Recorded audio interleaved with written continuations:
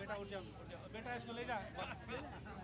बच्चे थोड़ा बेटा आप आ जाओ, क्योंकि मैं उठाऊंगा थोड़ा सा आगे हो जाओ, थोड़ा सा बस। ये मैं उठाऊंगा ना तो लगे नहीं आपको।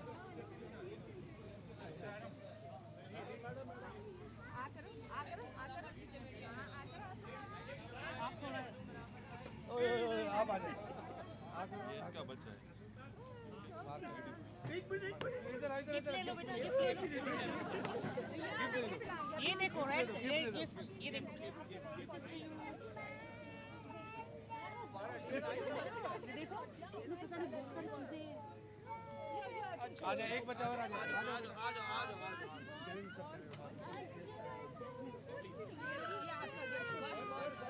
लेडी कांस्टेबल थोड़ा मैडम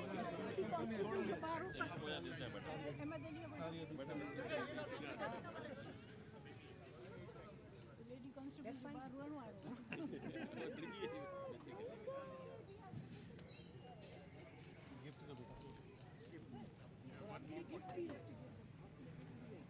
आ जाओ बेटा, एक आ जाओ बेटा, आ जाओ आ जाओ। ये भी दे। Thank you.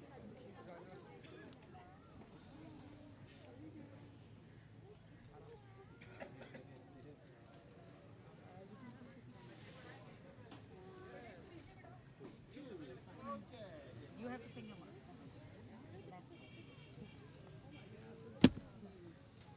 गिफ्ट दे दो बेटा, गिफ्ट बेटा, ये गिफ्ट दे दो। हाँ,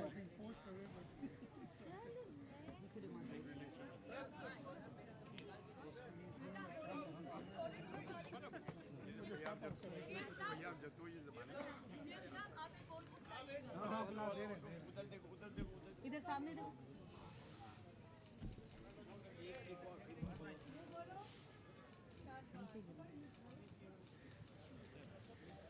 thank you, you are a good boy. ये बच्चा है बेटा, हुआ ये बेटा।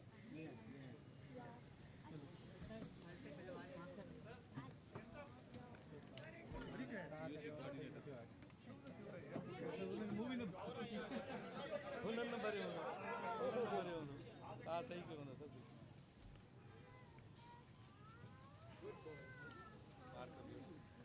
बेटा, तुम अभी डाइस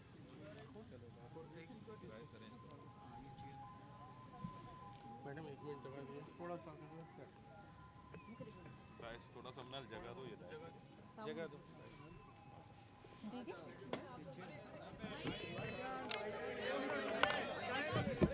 चलो हो गया।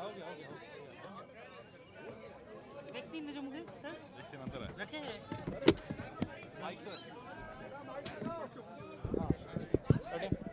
मैडम एक मिनट। ये पकड़े, बनाए ले माइक। ये ले मनाए। आप सबर थोड़ा सा सबर।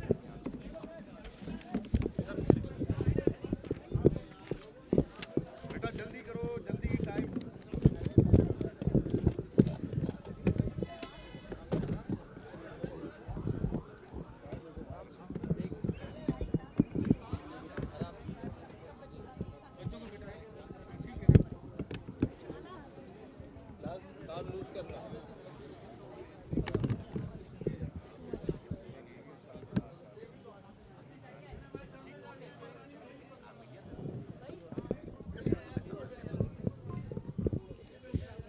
हाँ जी, शुरू करें।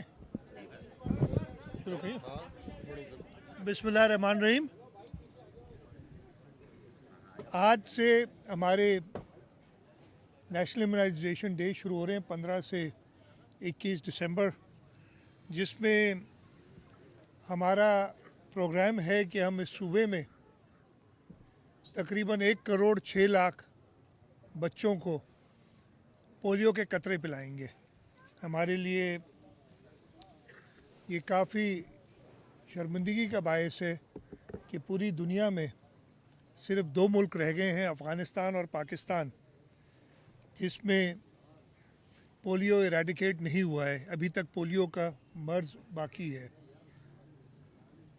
पोलियो की वजह से हमारे बच्चों का मुस्तकबिल अफेक्ट होता है। और पिछले साल भी जो ये साल गुजर रहा है, अब ख़त्म होने वाला है, यानी इस साल तकरीबन 30 बच्चे डिटेक्ट हुए हैं जिनको पोलियो का मर्ज़ हुआ है। और उनमें से हमारे लिए अगेन शर्मिंदगी का बायस है कि उनमें से 9 बच्चे सूबा सिंध में हैं जो अफेक्ट हुए हैं पोलियो से। इस मर्ज़ को ख़त्म करने का एक ही तरीका है, और दुनिया भर ने किया है, कि हम अपनी हर बच्चे को जो 5 साल से कम है उसको 2 कतरे इस पोलियो वैक्सीन के पिलाएं, और कोई तरीका नहीं है। और इस वजह से ही हम हर कुछ महीनों बाद ये मुहिम शुरू करते हैं, और इस दफ़े भी इस मुहिम के अंदर तकरीबन 80,000 हमारे फ्रंट लाइन पोलियो वर्कर्स हैं जो घर घर जाएंगे और बच्चों को पोलियो के कतरे पिलाएंगे। उसके साथ साथ सिक्योरिटी के लिए अनफॉर्चुनेटली उनकी सिक्योरिटी का इंतज़ाम भी करना पड़ता है।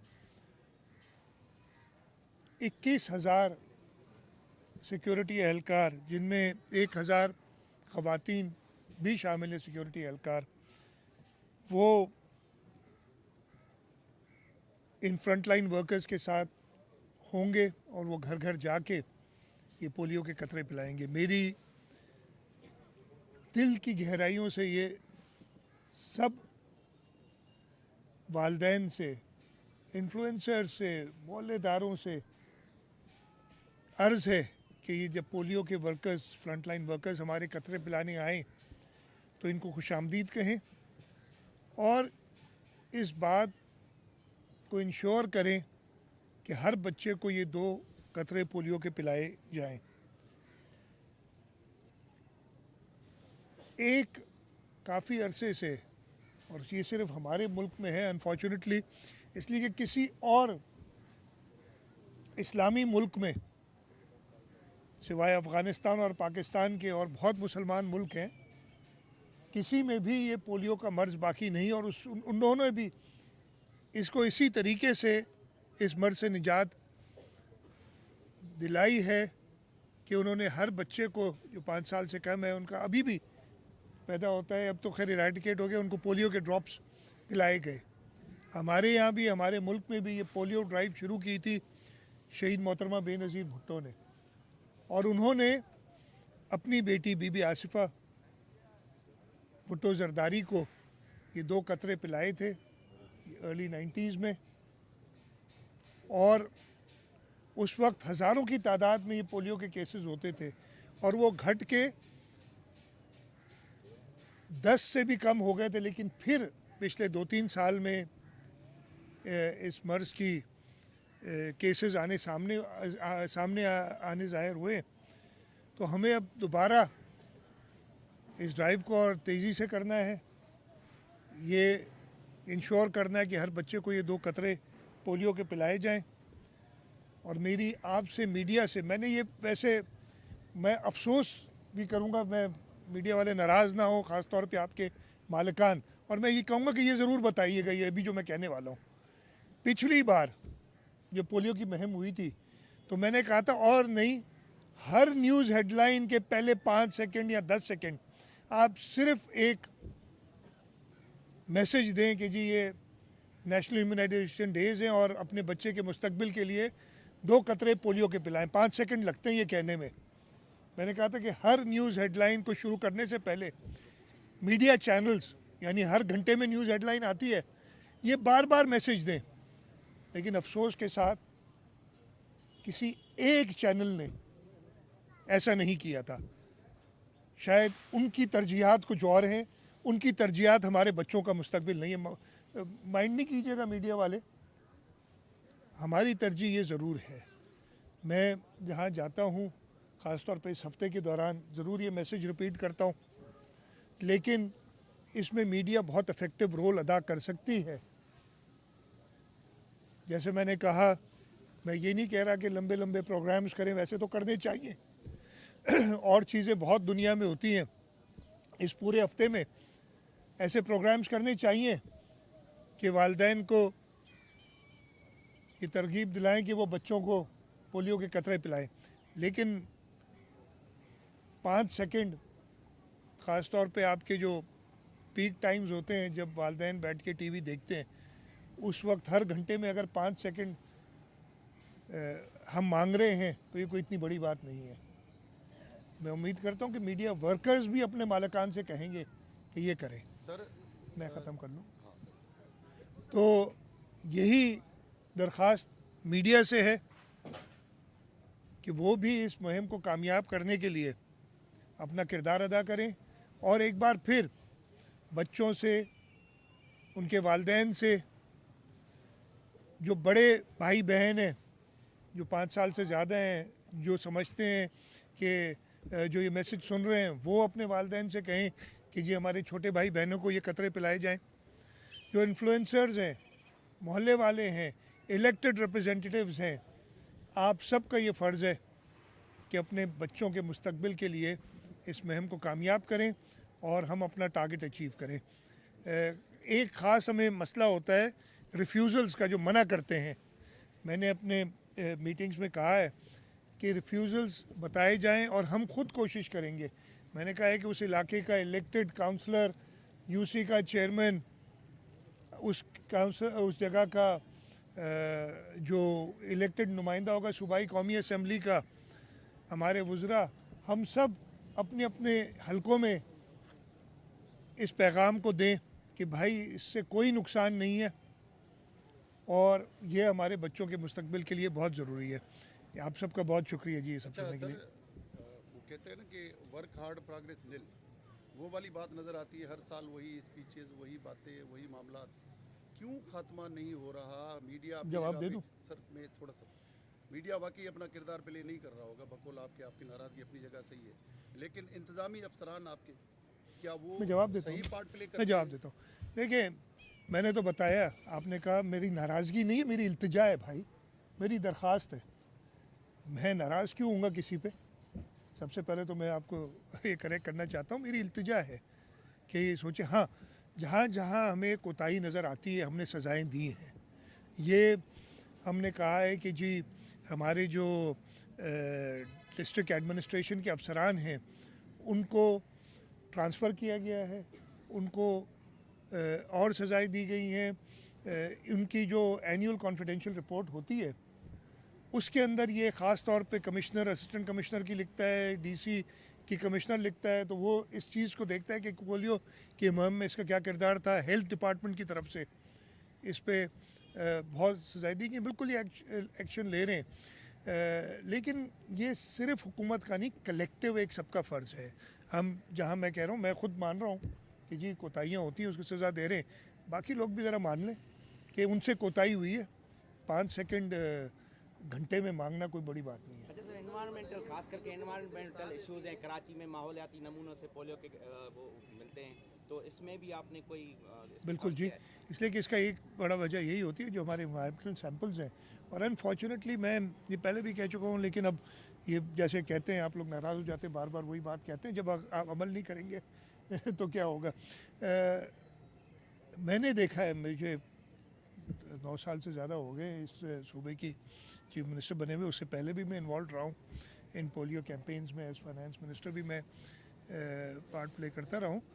जब भी जो प्रोविंशियल गवर्नमेंट, और ये मैंने देखा है, आप चाहे आप लोग रिकॉर्ड देख लें, मुझे 2 रिसेंट याद हैं। 2018 में जब इंटरिम गवर्नमेंट आई थी, फॉर सम रीज़न उस ज़माने में और उसके एकदम बाद, उस ज़माने में हम उसको, वो हमारे पास मीटिंग होती है, वो इन्वायरमेंटल सैंपल्स हम जिस डिस्ट्रिक्ट में करते हैं वो सारा ग्रीन हो गया था, यानी इन्वायरमेंटल सैंपल्स नेगेटिव हो गए, वो लाल होना शुरू हो जाती हैं, यानी पॉजिटिव होना शुरू हो जाते हैं।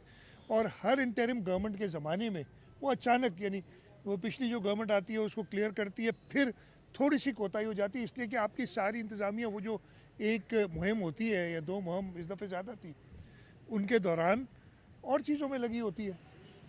और लेकिन ये कोई मैं कह रहा हूँ कि एक्सक्यूज़ नहीं है। ये बात होती है जब मीटिंग में, कहता हूँ ये एक्सक्यूज़ नहीं। हाँ ज़रूर अगर है तो इसको हमने पूरा करना है और हमने और ज़्यादा सख्त मुहिम करनी है ताकि हम इस पर कामयाब हों। साहब ये बताइएगा, आपने अभी रिफ्यूज़ल का जिक्र किया, अच्छा आपने समझते हैं कि इस पर कोई कानून साजी करनी चाहिए कि जो पेरेंट्स हैं, वालिदैन हैं, वो अपने बच्चों को जो है कोई कानून ऐसा बनाया जाए, क्योंकि ये रिफ्यूज़ल अब आस्ते आस्ते बढ़ते जा रहे हैं। क्योंकि एक तो वो एक है कि हर महीने लोग आते हैं, इससे लोग भी जो है वो कोफ्त में आते हैं, हर महीने आते हैं।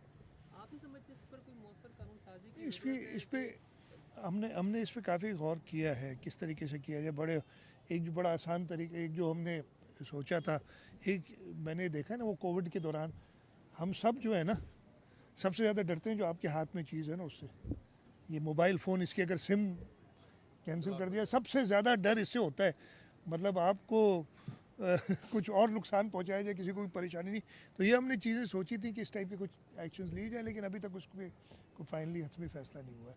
लेकिन ये पूरे पाकिस्तान में करना पड़ेगा सिर्फ नहीं।